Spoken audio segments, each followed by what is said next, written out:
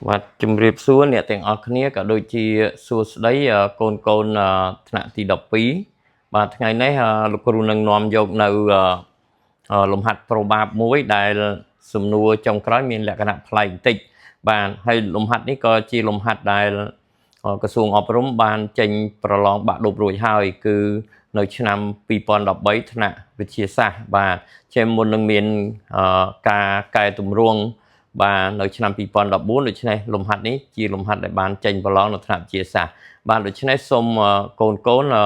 តាមដាននឹងទស្សនាជាមួយលោកគ្រូទាំងអស់គ្នាគឺទី1បាទយើងត្រូវអានប្រធានសិនបាទដូច្នេះដើម្បីធ្វើលំហាត់ឲ្យមានប្រសិទ្ធភាពបាទកូនត្រូវអានប្រធានបាទយ៉ាងហោចណាស់ក៏កូនអាចកាត់បន្ថយនៅភាពភ័យខ្លាចបានខ្លះដែរបាទចឹងយើងមើលថានៅក្នុងប្រអប់មួយមានឃ្លី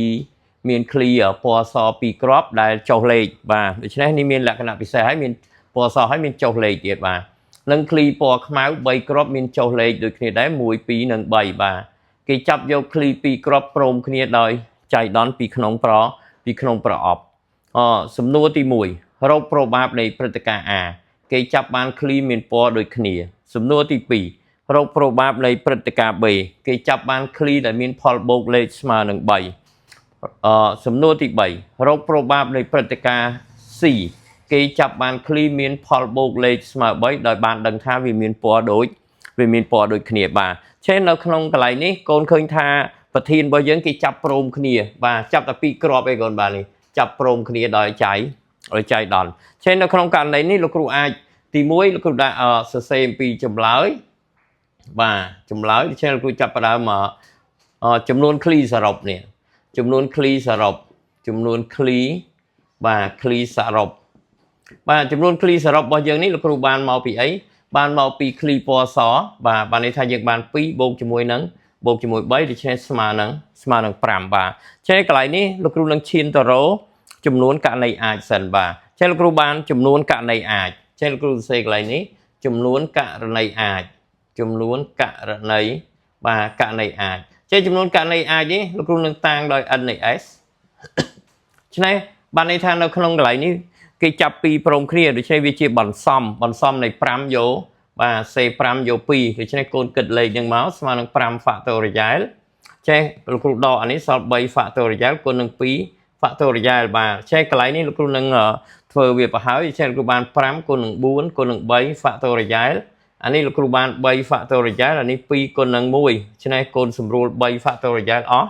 4នឹង2នឹង4នេះកូនសម្រួលខាង2ខាងលើ2គុណ5បាន10ដូច្នេះកូនឃើញចំនួនករណីអាចរបស់យើងនៅពេលនេះតិចទេបាទគឺ10បាទច្នេះលោកគ្រូចាប់ផ្ដើមដាក់សំណួរទី1រកប្របាបនៃព្រឹត្តិការណ៍ A រកប្របាបនៃព្រឹត្តិការណ៍ A បាទ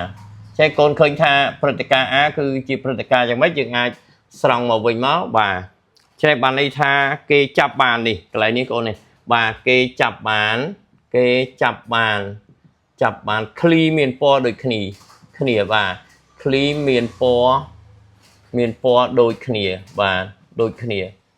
ឃ្លីមានពណ៌ដូចគ្នាដូចទៅនឹងប្របាបនៃលំហាត់មុនដែរដូច្នេះកូនធ្លាប់ជួបញឹកញាប់ហើយលោកគ្រូដាក់ដូចបាន4-5លំហាត់ហើយនៅកន្លែងចំណុចហ្នឹងបាទនៅក្នុងករណីដែលចាប់បានឃ្លីទាំងពីរនឹងមានពណ៌ដូចគ្នាចេះកូនឃើញថាឃ្លីពណ៌សមាន2ចេះបានន័យថាលទ្ធភាពដែលចាប់បាន2ហ្នឹងគឺអាចសបាទអាចបានសទាំងពីរហើយនឹងមួយទៀតឃ្លីខ្មៅរបស់យើងមានដល់ទៅ3ចេះឃ្លីខ្មៅក៏អាចចាប់បាន2ដែរប៉ុន្តែមានប្រមាណករណីយើងនឹងសិក្សាទៅតាមនឹងបាទចេះមានន័យថាលទ្ធភាពដែលយើងអាចចាប់បានឃ្លីសទាំងពីរក៏មានឃ្លីខ្មៅទាំងពីរក៏មានបាទចេះលោកគ្រូនឹងតាំងរកចំនួនករណីស្របចេះលោកគ្រូនឹងបានចំនួនករណីស្របបាទฉะนั้นចំនួនករណីស្របនៃព្រឹត្តិការណ៍ A នេះលោកគ្រូបាន n នៃ A របស់យើងฉะนั้นទី1កូនត្រូវគិតអំពីចំនួនរបៀបនៃការចាប់ឃ្លីសបាទឃ្លីសរបស់យើងមាន2ដូច្នេះបើចាប់បាន2គេប្រើរូបមន្តបន្សំ C2 យក2បូកជាមួយនឹងចំនួនរបៀបនៃចាប់ឃ្លីនៃការចាប់ឃ្លីខ្មៅ2គ្រាប់ទៀតបាទឃ្លីខ្មៅដោយសារយើងមាន3ចេះកូនសរសេរ C3 យក2 C2 យក2នេះឃើញ1បាទ C3 យក2នេះ លោកគ្រូបាន3 factorial អានេះ3ដក2សល់1 fact គុណនឹង2 fact ចេះកូនអាចគិតលេខនឹងបានអានេះបាន1អានេះបាន3គុណនឹង2 factorial 1 factorial 1ដដែលដាក់តែអានេះហើយបានហើយចេះកូនឃើញថាអានេះអស់ដូច្នេះយើងនៅសល់4ដូច្នេះចំនួនករណីអាចរបស់យើងករណីស្រប NA របស់យើងគឺស្មើនឹង4បាទចេះកូនអាចរក probab នៃព្រឹត្តិការណ៍ A បានហើយចេះយើងបាន NA បាទ P នៃ A ស្មើនឹង NA លើ NS បាទ NA លើ NS ចេះកូនបាន4លើ10ចេះកូនសម្រួលចោលទៅសម្រួលនឹង2ចោលដូច្នេះលោកគ្រូបាន2ភាគ5ចេះនេះជា probab នៃព្រឹត្តិការណ៍ A បាទចេះ probab នៃព្រឹត្តិការណ៍ A របស់យើងគឺបានប៉ុណ្ណឹងបាទច្នេះកូនមើលងាយទេបាទប្រឡងបាក់ដប់ដែរប៉ុន្តែគ្រាន់តែគេប្រើអាទី3រៀងធ្ងន់បន្តិចបាន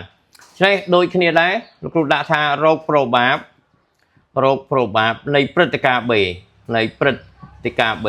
បាទនៃព្រឹត្តិការណ៍ B នៃព្រឹត្តិការណ៍ B ចេះការរោគ probab នៃព្រឹត្តិការណ៍ B លោកគ្រូគ្រាន់តែដាក់ព្រឹត្តិការណ៍ B មកចេះយើងឃើញថាព្រឹត្តិការណ៍ B របស់យើងជាព្រឹត្តិការណ៍ដែលគេចាប់បានឃ្លីនេះគេចាប់បានឃ្លីមានផលបូកលេខបាទផលបូកលេខលើឃ្លីហ្នឹងផលបូកលេខស្មើនឹង3ស្មើ3បាទចេះនៅក្នុងករណីដែលកូនចាប់បានឃ្លី2ដែលមានផលបូកលេខស្មើ3ហ្នឹងកូនត្រូវគិតថាផលបូកលេខស្មើ3នៅលើឃ្លីហ្នឹងវាអាចកើតឡើងពីលេខ1បូកលេខ2ឬក៏2បូក1អីចឹងបាទចេះយើងនឹងគិតទៅលើបញ្ហាហ្នឹងបាទចេះនៅក្នុងករណីនេះលោកគ្រូនឹងសរសេរវាខាងលើត្រឡប់ទៅវិញចេះលោកគ្រូត្រូវតាំងបាទលោកគ្រូតាំងមើលថាតើឃ្លីបាទឃ្លីទាំងពីរហ្នឹងដែលមានផលបូកលេខស្មើនឹង3ហ្នឹងវាមានអីខ្លះបាទចេះលោកគ្រូតាំងឃ្លីស2នេះតាំងឃ្លីសបាទឃ្លីស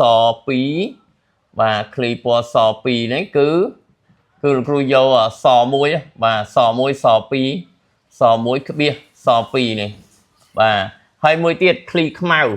បាទឃ្លីខ្មៅ3បាទឃ្លីខ្មៅ3ដូចគ្នាដែរលោកគ្រូតាំងគឺខ1ក្បៀសខ2ក្បៀសខ3អីចឹងទៅបាទចេះមានន័យថានៅក្នុងករណីនេះកូនត្រូវផ្ដុំអាឃ្លីខ្មៅឃ្លីសហ្នឹងបាទហើយក៏ដូចគ្នាដែរឃ្លីសនិងសឃ្លីខ្មៅនិងខ្មៅចឹងដែរឲ្យតែផលបូកលេខស្មើ3កូនត្រូវផ្ដុំវាមកបាទចេះនៅក្នុងករណីនេះគេបានព្រឹត្តិការណ៍ B របស់យើងនេះបានន័យថាសំណុំ B នេះគឺជាសំណុំដែលមានធាតុចេះកូនរាប់មើលទៅបាទបើស1ស2អានេះផលបូកលេខស្មើ3ស1ស2ឃើញទេកូនបូកមើលឃើញស្មើ3បាទស1ស2ស1ខ2ស1ខ2ក៏ផលបូកលេខស្មើនឹង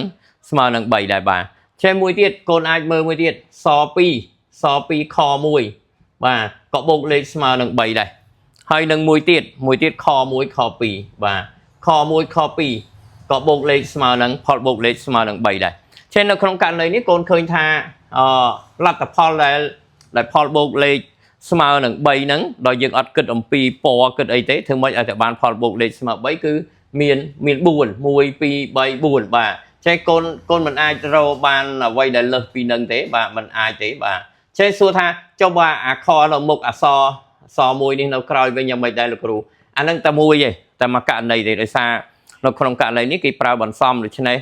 លំដាប់ហ្នឹងគឺអត់គិតទេដូច្នេះបានន័យថារបស់ហ្នឹងគឺយើងរាប់តែមួយទេបាទចេះបន្ទាប់មកលោកគ្រូឃើញថាគេបានចំនួនករណីស្របហើយនេះកូនរាប់ឆៅយកហ្មងបាទចំនួនករណីស្រប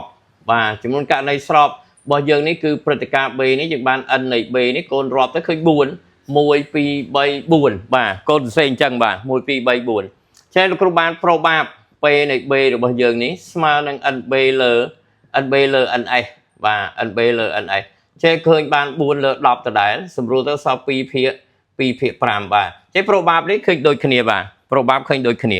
ចម្លើយវាស្មើគ្នាបាទចេះមិនមែនថាស្មើគ្នាគ្រប់ករណីទេដូច្នេះកូនឃើញដោយសារថាលេខរបស់យើងនេះវាស្មើគ្នាឃើញ2ភាគ5បាទចេះនៅក្នុងលំហាត់បន្ទាប់មកទៀតនៅក្នុងបន្ទាប់មកទៀតសំណួរទី3របស់យើងនេះគឺរោគ probab នៃព្រឹត្តិការណ៍ C បាទរោគ probab នៃព្រឹត្តិការណ៍ C នៃព្រឹត្តិការណ៍ C ព្រឹត្តិការណ៍បាទព្រឹត្តិការណ៍សេចេះការរក probable នៃព្រឹត្តិការណ៍សេកូនឃើញថាគេចាប់បានឃ្លីមានផលបូកលេខស្មើ3ផលបូកលេខស្មើ3គឺជាព្រឹត្តិការណ៍ B ដោយដឹងថាមានពណ៌ដូចគ្នាគឺជាព្រឹត្តិការណ៍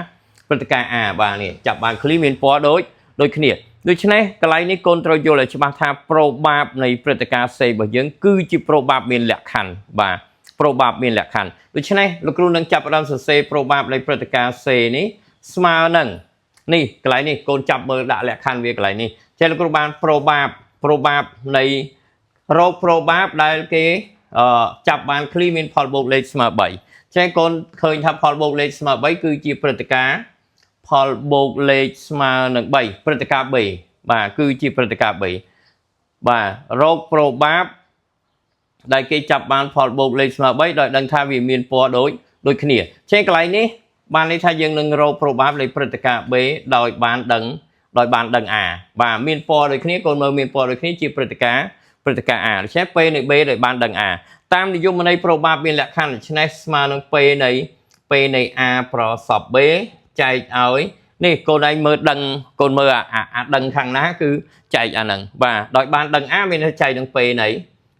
A បាទឆ្នេះអ្វីដែលលោកគ្រូត្រូវរកទៅទៀតគឺលោកគ្រូត្រូវរកព្រឹត្តិការណ៍ A ប្រសព B បាទដោយព្រឹត្តិការណ៍ A ប្រសព B របស់យើងនេះ A ប្រសព B បាទព្រឹត្តិការណ៍ A ប្រសព B គឺជាព្រឹត្តិការណ៍យ៉ាងម៉េចបានន័យថាឃ្លី2មានពណ៌ដូចគ្នានិងមានផលបូកលេខស្មើនឹង3បាទឃ្លី2មានពណ៌ដូចគ្នាផលបូកលេខស្មើ3ដូច្នេះលោកគ្រូអាចសរសេរបានស1ស2បាទស1ស2គ្រាសខ1ខ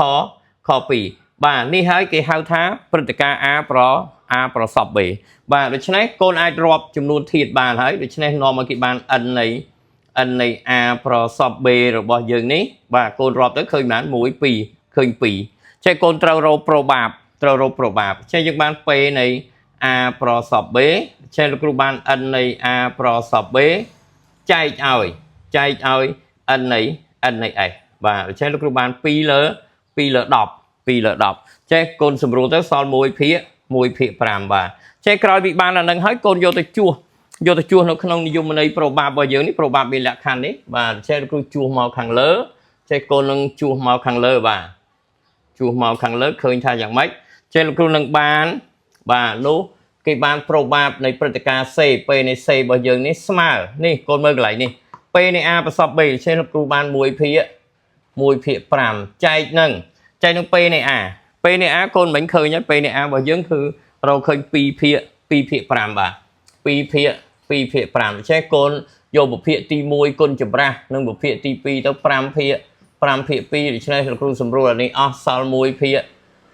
2បាទដូច្នេះគេបាន probable នៃព្រឹត្តិការណ៍ C ឬក៏ហៅ P នៃ C នេះស្មើនឹង P នៃ B ដោយបានដឹង A របស់យើងស្មើនឹង1ភាគ2បាទច្នេះកូនមើលកន្លែងនេះគឺ P នៃ B ដោយបានដឹង A ច្នេះកន្លែងនេះកូនត្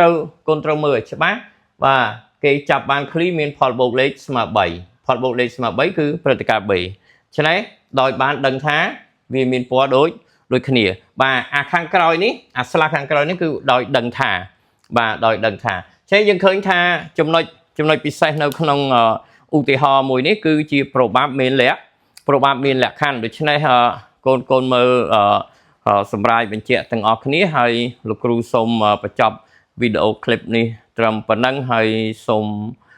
គ្រប់ថ្លែងអំណរគុណដល់អ្នកទាំងអស់គ្នាក៏ដូចជាកូនទាំងអស់ដែលបានយកចិត្តទុកដាក់បាទនៅក្នុងការរៀនសូត្របាទដោយពេលវេលានេះមិនយូរទេសម្រាប់កូនដែលត្រៀមប្រឡងបាក់ឌុបដូច្នេះសូមកូនទាំងអស់ប្រឹងប្រែងបាទទាំងយប់ទាំងថ្ងៃបាទហើយលោកគ្រូមានប៉ុណ្ណឹងសូមអរគុណសូមគោរពលាបាទ